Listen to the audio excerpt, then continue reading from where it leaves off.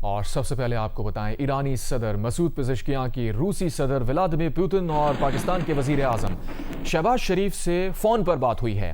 اس بات چیت کے بعد سوشل میڈیا پر اپنے بیان میں ایرانی صدر نے کہا ہے کہ صہیونی رجیم اور امریکہ کی جانب سے شروع کی جانے والی اس جنگ کو ختم کرنے کا واحد راستہ یہ ہے کہ ایران کے قانونی حقوق تسلیم کیے جائیں، ایران کو ہرجانہ ادا کیا جائے اور مضبوط بین الاقوامی ضمانتیں دی جائیں کہ آئندہ ایران پر جارحیت نہیں کی جائے گی۔ ایرانی صدر نے کہا ہے کہ انہوں نے روسی صدر اور پاکستانی وزیر اعظم سے بات چیت کے دوران خطے میں امن کے لیے ایران کے عزم کو ایک مرتبہ پھر دہرایا ہے۔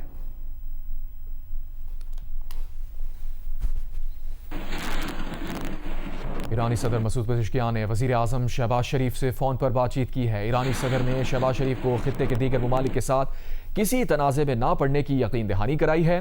ایران کے صدر مسعود پزشکیان نے وزیر اعظم سے کہا، اگر عالمی برادری یہ توجہ نہیں دیتی کہ جنگ کے ذمہ دار کون ہیں تو عالمی نظام اور سیکیورٹی کو سنگین خطرات ہو سکتے ہیں۔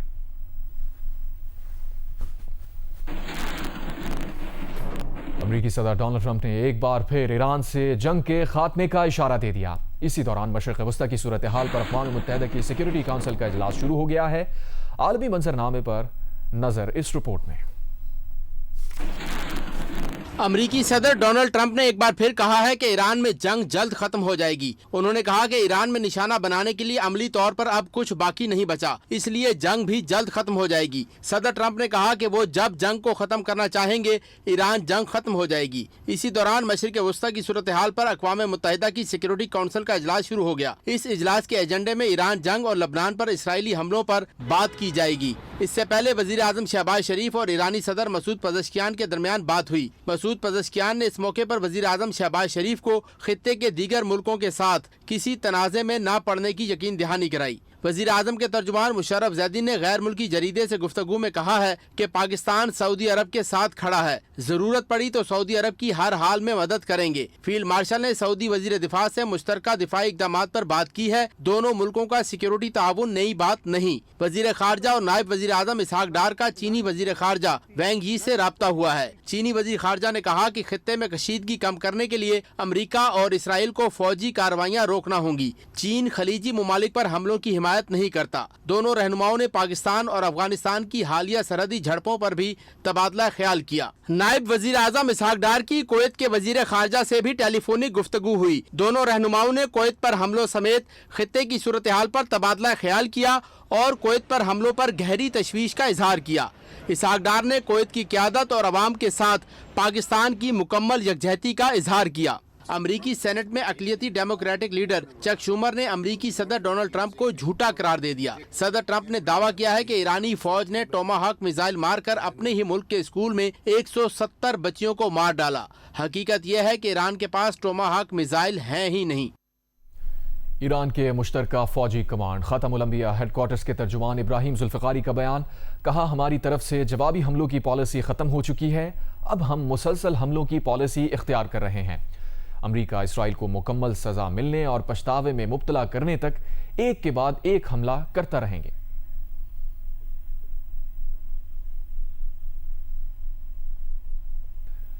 ایران کے علاقے مناب میں بچیوں کے اسکول پر حملے کا ذمہ دار امریکہ نکلا۔ نیو یارک ٹائمز کے مطابق فوجی تحقیقات میں پتہ چلا ہے کہ مناب اسکول پر حملہ امریکی فوج کی جانب سے ہدف کے تعین کی غلطی تھی۔ ایرانی حکام کے مطابق اس امریکی حملے میں 150 سے زائد بچیوں اور بچوں سمیت 175 افراد شہید ہوئے تھے۔ امریکی فوجی تحقیقات کے مطابق ابتدائی طور پر پتہ چلا ہے کہ میزائل کے حملے کے لیے پرانے ڈیٹا کا استعمال اس غلطی کا باعث بنا۔ صدر ٹرمپ اس سے پہلے کہہ چکے ہیں کہ اسکول پر حملے کی ذمہ داری خود ایران پر عائد ہوتی ہے۔ تحقیقات سے منسلک لوگوں کے مطابق 28 فروری کو ایلیمنٹری اسکول کی بلڈنگ پر امریکی ٹوماہاک میزائل کا حملہ امریکی غلطی کا باعث ہوا۔ خام تیل کی ترسیل میں رکاوٹ کے خدشات پر عالمی منڈی میں قیمتیں بڑھ گئی ہیں۔ برنٹ کروڈ آئل کی قیمت میں 3.8% اضافے کے ساتھ $91 فی بیرل سے تجاوز کر گئی۔ ایشیا اسٹاک مارکیٹس میں ملا جلا رجحان، پاکستان اسٹاک ایکسچینج میں کاروبار کے آغاز پر 2000 سے زائد پوائنٹس کا اضافہ ہوا، بعد میں 100 انڈیکس 318 پوائنٹس کی کمی کے بعد 1,55,858 پوائنٹس پر بند ہوا۔ جاپان کے نکئی اور کورین انڈیکس 1.51% بڑھے۔ بھارتی اسٹاک ایکسچینج میں کمی آئی۔ یورپین اسٹاک مارکیٹس میں بھی کمی کا رجحان ہے۔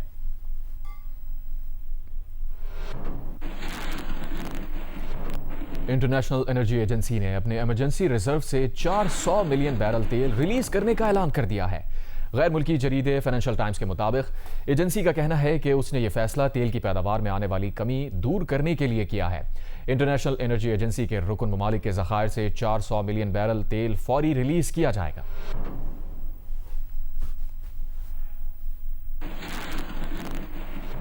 अमरीकी सेंट्रल कमांड ने ईरानी शहरियों से ईरान की उन बंदरगाहों से दूर रहने की अपील कर दी जहां ईरानी बहरिया मौजूद है। एक बयान में सेंटकॉम ने कहा कि ईरान बैन अल-अक़वामी जहाज रानी मुतासिर करने के लिए आबना हुर्मुज़ के साथ मौजूदा सिविलियन बंदरगाहें इस्तेमाल कर रहा है और सिविलियन बंदरगाहें अगर फौजी मकासद के लिए इस्तेमाल की जाएं तो बैन अल-अक़वामी कानून के तहत जायज़ हदफ बन जाती हैं। ईरानी शहरी बंदरगाहों पर काम करने वाले और तिजारती जहाज के अमले के अरकान उन तमाम बंदरगाहों के करीब जाने से गुरेज करें जहां ईरानी बहरिया मौजूद है। सेंटकॉम ने कहा है कि अमरीकी फौज ईरानी बहरिया के ज़ेर इस्तेमाल तनसीबात के करीब मौजूद शहरियों की हिफाजत की जमानत नहीं दे सकती, फिर भी कोशिश की जाएगी कि शहरियों का नुकसान कम से कम हो।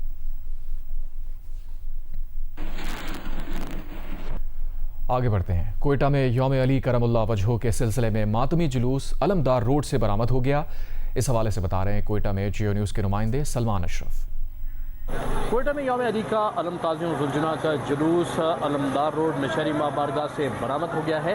जुलूस की क़यादत बलूचिस्तान शिया कॉन्फ्रेंस के सदर आशिक हुसैन, अल्लामा वलायत हुसैन और दीगर कर रहे हैं। जुलूस इस वक्त अपने मुकर्रर रास्तों पर रवां दवा हैं। जुलूस अलमदार road, Saeed Ahmad road, मेकानगी road, Archer road, art school road से होता हुआ प्रिंस रोड, वहाँ से दोबारा अलमदार रोड पहुँचकर इख्तिताम पजीर होगा। जुलूस के रूट को सील किया गया है और तकरीबन 1500 से ज़ायद एहलकार तैनात किए गए हैं। जुलूस के रूट की क्लोज सर्किट कैमरों से भी मॉनिटरिंग की जा रही है। जी, लबनान के शहरी पर बमबारी करने वाले इसराइल ने अपने मुल्क में हिजबुल्लाह की रॉकेट बारी पर शिकवा किया है। इसराइली वजारत खारजा ने सोशल मीडिया पर एक पैगाम जारी किया जिसमें कहा है कि हिजबुल्लाह ने इसराइल पर बिला इश्तियाल रॉकेट बारी की है जिसमें इसराइली शहरियों को निशाना बनाया गया है। इसराइली वजारत खारजा ने बयान के साथ तस्वीर भी शेयर की और कहा कि इस वक्त शुमाली इसराइल की हकीकत यह है। वाज़ेह रहे कि ईरान से जंग शुरू होने के बाद से इसराइल लबनान पर बमबारी करके अब तक 570 लबनानी शहरियों को कत्ल कर चुका है, जिनमें से 84 बच्चे हैं। इसके अलावा इसराइली बमबारी से 7 लाख लबनानी शहरी बेघर भी हो चुके हैं। इसराइल ने अपने मुखालिफ मसीही पादरी फादर पेरी के घर पर भी बम मारकर उन्हें कत्ल कर दिया।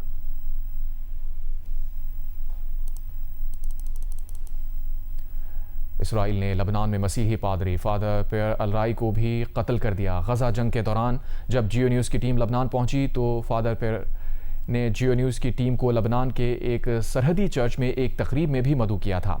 फादर पेरी के सफाकाना कत्ल पर पोप लियो ने भी मजम्मत की है।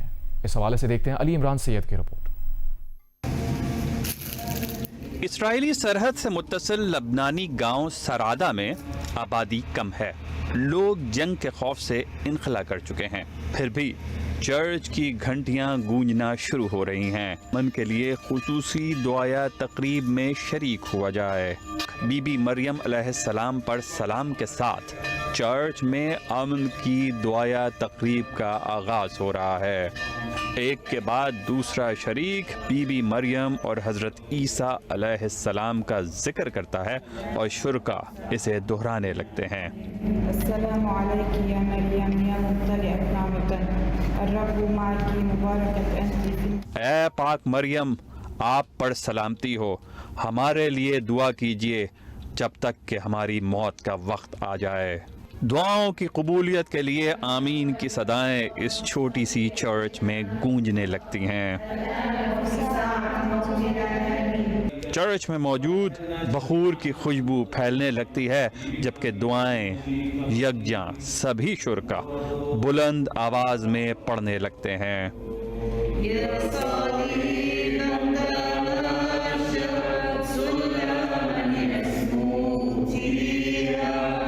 ऐसे में चर्च में मौजूद मुख्तलिफ शबीहें और पेंटिंग्स शुरकाए दुआ के इर्तिकाज में इजाफे का सबब बन रही हैं। पादरी पेरी राही लबनान इसराइल सरहद पर अमन की दुआया तकरीब की क़यादत शुरू करते हैं। अपने हाथ से खुशबू फैलाने की रिवायत पूरी करते हैं।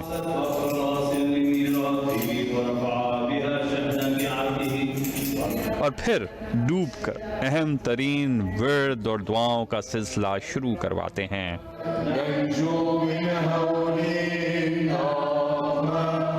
ایک کے بعد دوسری دعا تقریب کے اختتام تک جاری رہتی ہے۔ فادر پیری اور ایک شریک بچی کہتی ہے کہ وہ علاقے میں امن چاہتے ہیں۔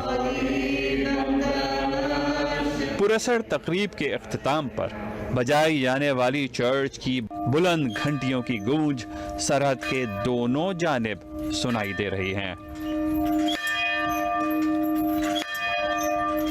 اور یہی لبنان کی بڑی حد تک غیر جانبدار رہنے والی مسیحی برادری کا دونوں اطراف کے لیے پیغام ہے کہ وہ جنگ ختم نہیں چاہتے۔